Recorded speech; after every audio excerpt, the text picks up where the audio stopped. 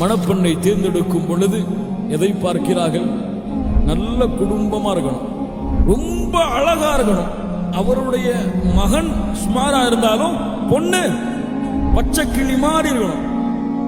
இல்ல மாஷா அல்லாஹ், அப்படிதான் நீங்க பாக்குறாங்க. ரொம்ப அழகா இருக்கணும், நல்ல செல்வத்தோடு இருக்கணும், அப்பதானே வாங்க முடியும். அல்லது ஒரே ஒரு பொண்ணா இருக்கணும். அந்த குடும்பத்துக்கு ஒரே ஒரு பொண்ணா இருந்தா வாங்க தேவையில்லையே, அதுவாவே வந்துருமே. அதனால ஒரே ஒரு பொண்ணா இருக்கணும்.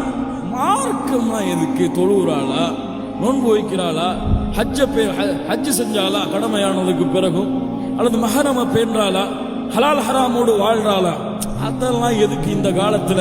இந்த காலத்துல இருக்கிற பெண்கள் அப்படித்தான் இருப்பாங்க, நம்மளுடைய பையன் பார்த்துப்பான் அப்படின்னு சொல்லி சர்வ சாதாரணமாக மார்க்கத்தை உதறி தள்ளிவிட்டு உலகத்தை முன்னிறுத்தும் காரணத்தால் எத்துணை குடும்பங்களிலே என்று பிரச்சனை.